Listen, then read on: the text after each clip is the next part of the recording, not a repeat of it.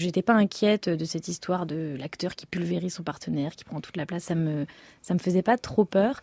Et puis j'ai rencontré finalement un acteur extrêmement à l'écoute, très généreux. On a vraiment joué ensemble et vraiment au cinéma c'est assez mystérieux, mais il y a des moments où on peut jouer chacun dans son couloir et ne rien échanger. Avec Fabrice Lucchini, j'ai vraiment la sensation qu'on s'est rencontrés dans le jeu et que on a eu l'un et l'autre du plaisir à jouer ensemble. Par ailleurs, il a une grande énergie que vous connaissez, qui est une énergie qui fait du bien à un plateau de cinéma, qui fait du bien à une équipe. Enfin, je trouve que c'est très fédérateur, la manière qu'il a de se comporter sur le plateau. Et puis, c'est un grand acteur, donc je pense qu'il était l'acteur idéal pour interpréter ce rôle-là. Il a quand même une sorte d'aisance avec les mots, un sens du rythme. Et donc, c'était vraiment un plaisir de jouer avec lui. Une énergie qui fait du bien à une équipe, mais aussi, et on peut le voir en ce moment au théâtre, une énergie communicative pour le public. Bonjour Fabrice Lucchini. Bonjour madame. À l'écoute, généreux, dit votre partenaire dans Alice et le maire, Anaïs de Moustier. Ne lui renvoyez pas la balle, mais dites-nous, parce que ce qui nous intéresse, c'est cette question de l'énergie, de comment vous la canalisez, ou plutôt comment vous la partagez. Mais d'abord, vous la puisez où, vous, votre énergie, Fabrice Lucchini? Par une structure psychologique assez instable et un psychisme un peu pénible, donc une énergie pour certainement compenser un inconfort. C'est une énergie de compensation. C'est une énergie qu'en analyse on appelle défensive, c'est-à-dire que ça va pas bien et l'énergie, c'est une manière de certainement, de vaguement pratiquer un inconfort. Je pense que, voilà, en gros, c'est une énergie. Je suis très touché d'abord de ce que dit la remarquable Anaïs de Moustier, parce qu'il n'y a pas d'acteur s'il n'y a pas d'écoute. Il n'y a pas d'acteur qui... C'est la phrase sublime de Jouvet. Qu'est-ce qu'un comédien? Tu parles, je t'écoute, tu m'écoutes et tu me réponds. Ça a l'air de rien, mais c'est beaucoup d'années. Donc, il n'y a pas d'acteur qui s'isole, il n'y a pas d'acteur qui ne partage pas, il n'y a pas d'acteur qui est en volonté de domination. Ça, c'est jusqu'à 40 ans, c'est acceptable, mais à 50 ou 60 ans, c'est un peu inadapté. Et quand vous êtes seul sur scène, le partage se fait, ou l'échange avec le public. Vous le racontez bien d'ailleurs, hein, sur scène, à travers cette leçon de Michel Bouquet, sur l'importance de l'oreille, vous a-t-il dit un jour. Pourquoi elle est importante, l'oreille? Parce qu'elle permet de capter des murmures, des rires, une attente, une envie du public. C'est un tango, hein, le théâtre, ça se joue à deux. Hein. En tout cas, il ne faut pas être absorbé par ce que Jouvet appelait le sentiment de la salle. Il ne faut pas être absorbé parce que sinon, comme dirait Bernard, tu pactises avec le public. En pactisant, tu te dénatures. C'est un équilibre pointu. Enfin, un équilibre. Il faut rester dans ton propos, sentir comment ça fonctionne. Le soir où vous êtes venu, je crois que c'était lundi, il y avait une hystérie générale dans la salle. Le lendemain, pour les portraits, dans le même théâtre, à une heure quasiment la même, à 18h30, le public était très dans le retrait. Et en 2 soirs, il y avait déjà 2 expériences complètement différentes, au-delà même des 2 partitions qui n'ont rien à voir les unes avec les autres. Et l'oreille, elle est importante. Mais la plus belle phrase que Bouquet m'a dit il y a 40 ans, n'oublie jamais qu'ils ne viennent pas te regarder jouer, mais ils viennent jouer avec toi. Ça a l'air de rien, mais c'est absolument immense comme programme. Ils ne te regardent pas jouer normalement, mais ils jouent avec toi. Ceux qui veulent, hein. Tu ne peux pas les forcer. Mais c'est à eux de jouer. Qu'est-ce que ça veut dire, à eux de jouer? Vous transmettez un auteur, vous essayez de créer des moments drôles pour que la pilule exigeante, qui est quand même pas habituelle, Peggy en 2020, Peggy qui parle admirablement de la laïcité, du mysticisme et des instituteurs. Peggy, ça demande une connaissance, tout le monde n'a pas lu Peggy, donc là, c'est redoutable, il n'y a pas un mot de commentaire sur Peggy, il y a 14 minutes de Peggy, d'accord. Puis après, on va venir à Céline, donc il faut au milieu créer un petit moment de récréation. Donc depuis 40 ans, depuis 85, le premier Céline, je travaille avec le public entre exigence et puis délassement, ce qui fait que c'est curieux que ça marche comme ça, quand même. Oui, mais c'est assez fort parce que c'est aussi une manière de garder l'attention et c'est une manière pour ce faire de jouer avec le rythme. Vous l'avez appris où, vous, votre sens du rythme? C'est par la musique, par la littérature, par le théâtre uniquement? Ah, c'est une question qu'on me pose jamais, qui est la plus importante. Une partition, nous avons une différence avec les musiciens, c'est que eux, qui sont supérieurs à nous, aucun acteur sera Glenn Gould, aucun acteur sera Murat Peraya, aucun acteur sera Martha je ne prononce jamais bien son nom, la grande pianiste, Martha Engerich, voilà, moi aussi, j'ai Engerich. toujours du mal. Mais eux, ils ont une chance. Leur capacité de travail est 1000 fois supérieure à nous, pauvres comédiens. Mais ils ont une chance, c'est qu'il y a marqué Allegro, piano, pianissimo. Nous, on a une lecture. On a Rimbaud. Rimbaud, qui a 14 ans et demi, écrit « C'est un trou de verdure où chante une rivière, accrochant follement aux herbes des haillons d'argent, où le soleil de la montagne fière, lui, c'est un petit val. » Ce rythme, c'est à force d'écouter, d'enlever toutes les interprétations trop lyriques, trop personnelles, et essayer vainement, essayer constamment d'être au plus près des rythmes du texte. Car un texte, je parle à Hugo dans le dernier texte, dans les portraits sur Bose, c'est un ruisseau. Par moments, il est très lent, par moments, il va très fort. Et pour qu'on puisse rentrer en contact avec ces rythmes du texte, il faut abandonner, en quelque sorte, sa volonté de le jouer. Il faut rentrer dans une neutralité pendant des mois et des mois, des heures et des heures, essayer d'être dans un degré zéro, puis après, quelque chose s'impose. C'est ce que Jouvet et Bouquet me disaient toujours, dis la phrase 5 ou 10 heures par jour, la même, et tu verras. Bouquet avait une phrase merveilleuse dans Pozzo, dans Godot, il devait dire, qu'est-ce qu'il a, ce fouet? Il ne vaut plus rien, ce fouet. Il m'a dit qu'il avait travaillé une 50aine d'heures pour cette réplique, pour user, en quelque sorte, toutes les intentions. Après, vous me direz, oui, mais il est très Bouquet. Hein, il a beau user, ça c'est un autre sujet. Comme Jouvet, il a beau user, les gens vont vous dire, oui, mais il était Jouvet. C'est un autre sujet. Donc le rythme, c'est une chance de l'avoir. J'aime le théâtre comique, car ça exige aussi un sens du tempo. Une phrase drôle, dès qu'elle est intentionnelle et volontaire intellectuellement, elle rate son effet. Donc Labiche, Feydeau, Rimbaud, des gens qui n'ont rien à voir, t'apprennent modestement à structurer les différents auteurs. Voilà, vous ne jouez pas sur scène en ce moment, vous ne lisez pas, vous interprétez des textes. C'est la forme que vous avez choisie. Vous aviez commencé avec la poésie, vous avez poursuivi avec la question de l'argent à travers les textes des autres, puis par ces portraits, autoportraits, en vous appuyant notamment sur les croquis de Janco, Fabrice Lucchini, et à suivre Pascal, peut-être. C'est le spectacle annoncé pour dans 2 ans. Oui, on verra s'il on va aboutira. faire les pensées de Pascal pour un public de plus en plus pointu. Et peut-être un échange entre Nietzsche et Pascal. Car Nietzsche disait de Pascal qu'il était la plus grande victime géniale de ce christianisme abject. Enfin, pas abject parce qu'il avait des termes mieux que ça.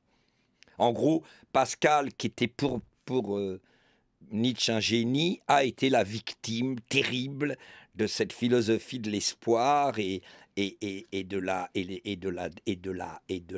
l'amour du faible et des valeurs déclinantes de la vie. Ça, c'est un autre sujet trop grand qu'on ne peut pas entamer. C'est pour dans 2 ans. C'est votre manière à vous, en tout cas, de rendre limpide, accessible, populaire des écrivains réputés difficiles ou mal aimés. Janco, je l'évoquais, dans ses croquis de mémoire, c'est une promenade dans les jardins du passé. Avec de l'encre, une plume et du papier, on fait des miracles, écrit-il Janco. Janco, on l'écoute à propos de Dieu. Il y a un mot qui revient souvent sur votre plume, c'est le mot Dieu. Il est même, figure même dans le titre du livre qui a obtenu le prix Goncourt. Ah ben dites-moi, c'est une interrogation majeure. Non, mais est-ce que justement, mais pour vous, c'est une interrogation majeure? Oui, c'est une interrogation majeure, c'est l'interrogation du sacré, c'est l'interrogation de toute transcendance, de tout ce qui nous dépasse, appelez ça comme vous voudrez, ça peut s'appeler art, ça peut s'appeler chef-d'œuvre, ça peut s'appeler musique, ça peut brusquement cette espèce de faille et de déchirement qui est en vous devant quelque chose, devant quelqu'un, devant une nature, devant un chef-d'œuvre, ça peut s'appeler Dieu. C'est le sentiment d'un dépassement, c'est le sentiment d'une finitude aussi. Il avait fait le portrait de Dieu, Janco? Je Non, crois pas. hein. Non, Il aurait pu. Cette idée de la transcendance qui serait partout, et notamment dans l'art, on imagine que vous la partagez. Votre foi à vous, elle est là. On vient de citer Nietzsche. Nietzsche était l'homme le plus hostile à la transcendance, puisque manifestement, il pensait, Nietzsche, que tout ce qui proposait un au-delà, un au-dessus, tout ce qui détruisait le pouvoir de l'immanence, au sens de Spinoza, sans faire l'intello, c'est-à-dire, on ne peut pas résumer Nietzsche. Alors, transcendance, moi, c'est un mot que je ne connais pas, que je ne peux pas commenter.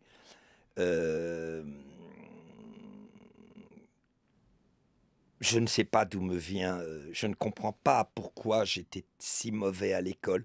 Je posais une question j'ai un assistant à la maison, ce que j'appelle un emploi jeune, pour citer Martine Aubry. Donc j'ai un emploi jeune qui m'aide beaucoup au papier, etc. Donc je l'ai à mi-temps, aux 3/4 de temps. Et tout d'un coup, je dis, mais l'école t'a apporté quoi? Parce que c'était des sujets comme ça. Parce que je voulais savoir, il avait été jusqu'au baccalauréat, ce qui n'est évidemment pas mon cas, parce que moi, on m'a vraiment foutu dehors à 13 ans et demi, à cette époque-là, parce que j'avais même pas la capacité. J'ai eu la capacité de faire le certificat d'études, c'est un diplôme qui n'existe plus, qui était le niveau d'un CM2, en gros. Hein. Pourquoi je vous parle de l'école tout d'un coup? Oui, non, parce que je ne sais pas, j'ai jamais bien compris, même en analyse, pourquoi j'étais si incapable de me soumettre au savoir de l'école, en étant quand même parti à 13 ans et demi. J'étais apprenti à 14 ans, apprenti coiffeur, c'est pas un c'est pas universitaire tout ça. Et qu'est-ce qui m'a pris? Je n'arrive pas bien à comprendre. Qu'est-ce qui m'a pris? Il y a eu une rencontre avec une jeune fille qui s'appelait Eliane Villanova, j'avais donc 17 ans, je crois, c'est une de mes premières fiancées sérieuses, et elle était une spécialiste de Nietzsche. Et elle me faisait lire Zarathustra, auquel je ne pigeais pas un seul mot. D'ailleurs, il ne faut jamais commencer par Zarathustra. Et puis, cette jeune fille m'a fait lire Henri Laborie. Et elle m'a fait rattraper toutes mes années de... Donc j'ai lu la biologie, Jean Rostand, je ne savais même pas ce que c'était une cellule. Après, elle m'avait fait lire l'agressivité détournée d'Henri Laborie. Je me souviens même des titres. Et je raconte dans un spectacle, il y a quelques années, que je n'avais droit à un accomplissement physique que si j'avais prouvé que j'avais lu au moins 5 heures Nietzsche par jour. Évidemment, c'est exagéré. Donc, les auteurs... C'est ma rencontre avec mon professeur de théâtre, Jean-Laurent Cochet. C'est-à-dire, à 20 ans, je rencontre un professeur et là, j'ai une illumination. J'ai la Sainte Thérèse d'Avila. Je vois le professeur qui était essentiel, comme Peggy en a eu un. Je ne me compare pas au génie de Peggy. Et là, cet homme de théâtre, Jean-Laurent Cochet, me fait réaliser l'ampleur immense de ce métier qui est au service de la variété infinie de nos écrivains, de nos auteurs dramatiques. Et là, je me dis, ça va me prendre au moins 40 ans. Et Cochet disait, il y en a très peu qui réussiront, mais peu importe, vous apprendrez ce qu'est un écrivain. Et je pense même que le plus grand cours de littérature était chez lui, même si les gens ne devenaient pas acteurs. Parce que le moment où un comédien se saisit d'une œuvre, à 90%, il la trahit, il la boursoufle, comme dirait Jouvet, il détruit l'innocence de la réplique. Mais en même temps, connaître Molière en tant que praticien de Molière, c'est connaître Molière pas du tout comme un universitaire. Jouvet était très net là-dessus. La connaissance intellectuelle ne sert à rien pour un comédien. Parce que nous ne commentons pas la sociologie d'un écrivain. J'avais une question que vous alliez me poser, j'y ai pensé. Qu'est-ce que l'art? Mais c'est peut-être dans la deuxième partie. Qu'est-ce que l'art éclaire l'époque, hein? Mais j'attends que vous me la posiez. J'avais pourquoi cette promenade dans la mémoire littéraire? Est-ce que ces auteurs peuvent nous éclairer, d'après vous? On n'est pas très loin, mais je vous la reformulerai effectivement pour la deuxième partie. Alors, c'est passionnant comme question. Vous avez glissé sur le côté scandaleux de Jean Cau, personnage de gauche, assistant de Jean-Paul Sartre, tombant dans la presse réactionnaire, un vieux con, diraient les gens hostiles, pour la tauromachie, etc. Jean Cau était devenu un personnage absolument infréquentable. Mais bon, c'est bien que vous ne l'évoquiez pas, parce que moi, ce qui m'intéresse dans Jean Cau, c'est que, à mon avis, les portraits, les croquis de mémoire sont, avec Léon Daudet, les très grands portraitistes du XXe siècle. Il était très fortiche en portrait, et d'après vous, notamment parce qu'il ne psychologisait pas ses personnages. Dans plusieurs de ses portraits, sont repris dans votre conversation à vous. Jean Cau, il disait à propos de Sartre, dont il fut un temps secrétaire, avant de passer de l'autre côté. Ouais, du Rubicon ou du Styx, il disait « Je ne lui dois rien, mais je lui dois tout ». Vous, de qui vous diriez ça aujourd'hui? Moi, je dois tout à ma mère. Je dois tout à mon père. Je dois beaucoup de choses à Michel Bouquet, beaucoup de choses à Louis Jouvet, beaucoup de choses à Éric Rohmer, beaucoup de choses bizarrement, oui, beaucoup de choses à Labro. Rohmer énormément, parce qu'il m'a nommé alors que personne ne voulait. Juste quelques lignes très rapides. Il dit sur Sartre, je ne vais pas vous en parler, dit Jean Cau, le modèle ne m'appartient pas et tremble trop dans les 1000 miroirs du souvenir de ma fidélité. Puis il ne s'agit que de fragments de Sartre, le mien. Et là, ça devient sublime. Il y avait en lui, dans la force de son âge, du taureau, ou plutôt du bouvillon. Il ne marche pas, il fonce, carré, large d'épaule, avec un mouvement du torse jeté en avant, et pourtant il y a dans son allure une danse, une succession de chutes rattrapées. Mais c'est... Qui a parlé d'une démarche comme une succession de chutes rattrapées? Voyez comme on évite la démonstration psychologique. Et voyez le rythme, hein, comme vous aimez les écritures vives, rapides, les aphorismes aussi, hein, tout tient dans une phrase.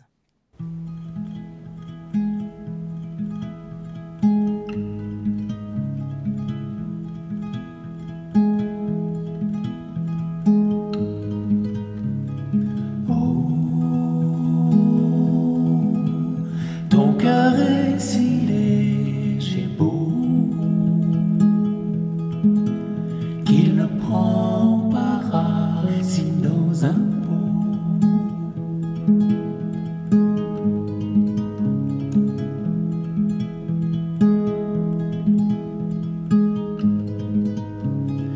Oh,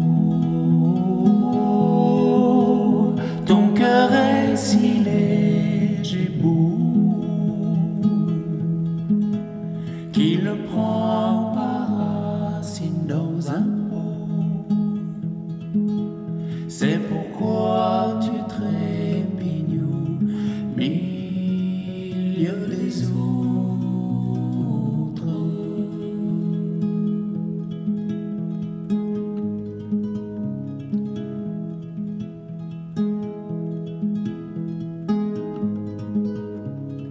Il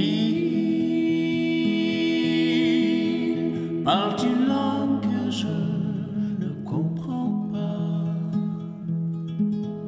Pourtant c'est la même que moi.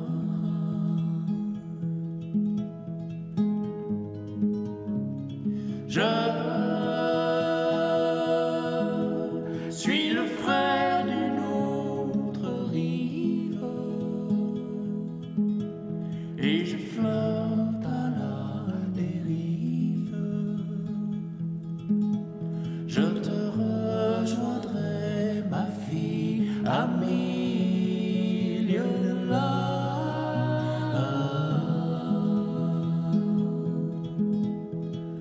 Oh,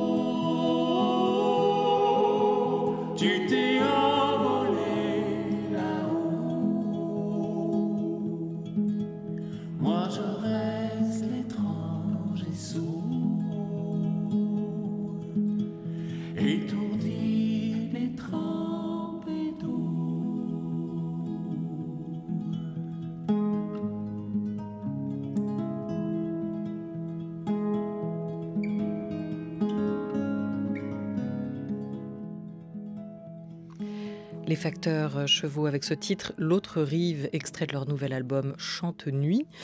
Ils s'appellent Samy Descoster et Fabien Guidolet. C'est un duo. Et ils seront le 20 novembre à la Boule Noire, à Paris. France Culture, il est 12h23 déjà avec Fabrice Lucchini. Mais vous inquiétez pas, il ne reste pas 4-5 minutes. Il en reste beaucoup plus puisque Fabrice Lucchini est notre grand invité jusqu'à 13h30. France Culture. La grande table. Olivia Gesbert. Jean Genet, il est aussi présent dans ce croquis de mémoire de Jean Cau, Fabrice Lucchini, et donc présent à travers vos mots et votre voix à vous sur la scène du Théâtre des Bouffes parisien dans Conversation autour des portraits et autoportraits, ce spectacle que vous reprenez. Jean Genet, auteur majeur selon vous, puisque tous mes livres ont été écrits en prison, je les ai écrits pour sortir de prison. Sorti de prison, l'écriture n'avait plus de raison d'être, voilà ce qu'il dit. C'est vraiment un de ces auteurs que vous aimez bien, on a le sentiment, parce qu'il n'est pas consensuel pour un sou, ou vous ne l'aimez pas. Vous n'avez pas lu Genet ? Je n'y arrive pas. Il ne s'aimait pas lui-même, en fait, non plus. C'est peut-être pour ça que vous n'avez pas réussi à le lire. Je n'y arrive pas. Moi, je suis impressionné quand même que Sartre l'ait défini comme l'événement majeur avec son chef-d'œuvre Genet, Saint et Martyr, qui est quand même une œuvre majeure de Sartre. Tu t'imagines quel âge il a quand Sartre sort ça. Vous imaginez qu'on fasse sur vous, que le plus grand intellectuel européen écrive sur vous 2000 pages en disant que vous êtes une sainte et un martyr et que vous êtes tout simplement un des plus grands génies de l'histoire de la littérature. Comment on sort de ça ? Moi, je ne connais pas bien Genet. Il y a une homosexualité très basée. Je n'y arrive pas, c'est d'une richesse énorme. J'ai essayé le journal du voleur, Miracle de la Rose. Mais peu importe que j'y arrive pas, c'est pas grave, j'arrive pas à plein de choses. Je lis Proust de manière très rap. Je ne reste pas 4 heures avec Proust, je reste 1 heure. Voilà. Mais peu importe, ce qui m'impressionne, c'est ce portrait de Jean Genet. C'est de l'histoire que Jean Cau connaissait tous ces gens. Il passe une soirée, une fin de journée avec Gaston Gallimard. Après, il fonce voir Genet. Il déjeune avec Genet. Il va voir Malraux. Il observe De Gaulle. C'est quelque chose de formidable. Et Jean Genet, c'était une voix aussi. On l'écoute. La langue française est fixe. Elle a été fixée au XVIIe, à peu près. L'argot est en évolution, l'argot est mobile. L'argot utilisé par Céline se démode. On le comprend uniquement dans le voyage au bout de la nuit, parce que le voyage au bout de la nuit, finalement, conserve une rhétorique admise par la bourgeoisie. Mais après, les livres qui viennent après, j'ai l'impression qu'il plonge carrément dans l'argot et il sera dans quelque temps illisible. Il a tort. Maura Crédit reste complètement... Non, c'est compliqué. C'est beau ce que dit Genet, c'est très très beau. Le talent de Céline d'avoir mêlé Madame de Staël, Madame de Sévigné, et d'avoir... C'est pour ça qu'il est majeur, d'avoir restitué l'émotion de la langue parlée dans la langue écrite, ce qui n'est pas du tout le cas de Jean Genet. Il n'a pas cherché l'oralité. Mais il n'a pas tort sur le grand classicisme du voyage au bout de la nuit, évidemment. Puis qui oserait s'opposer à Jean Genet ? L'argot, c'est une langue que vous aimez lire ou employer, cette idée aussi qu'on peut tordre le langage, qu'on peut placer les mots autrement, les décaler de leur centre de gravité. Ça s'appelle l'agencement. Ça n'existe pas, les mots. Céline est une preuve dans le voyage au bout de la nuit que c'est l'agencement, c'est-à-dire des mots très simples, mais agencés. Je sais pas, c'est étonnant, c'est le déplacement qu'il a opéré, qui a cassé la langue, mais c'est tellement compliqué, et puis c'est bientôt l'heure des informations, on va pas se lancer sur un énorme sujet. C'est marrant, la voix, on en reparlera peut-être, la voix c'est la base, il n'y a pas d'acteur sans voix. Alors déjà trouver le médium, savoir trouver des ruptures, savoir trouver des hauteurs, des douceurs. On parlera peut-être de votre voix et et la voix dont parle Roland Barthes, mais là je crois qu'il est 12h28 et que c'est l'heure des informations. Non, il reste 30 secondes. 30 secondes. Ouais. Le grain de la voix dont parlait Barthes est très important. Non, ça fait pas 30 secondes. Là, vous me décevez. Oui, c'est une phrase de Sioran. Ne vous suicidez pas, il y aura toujours quelqu'un à décevoir. Fabrice Lucchini, vous restez avec nous jusqu'à 13h30.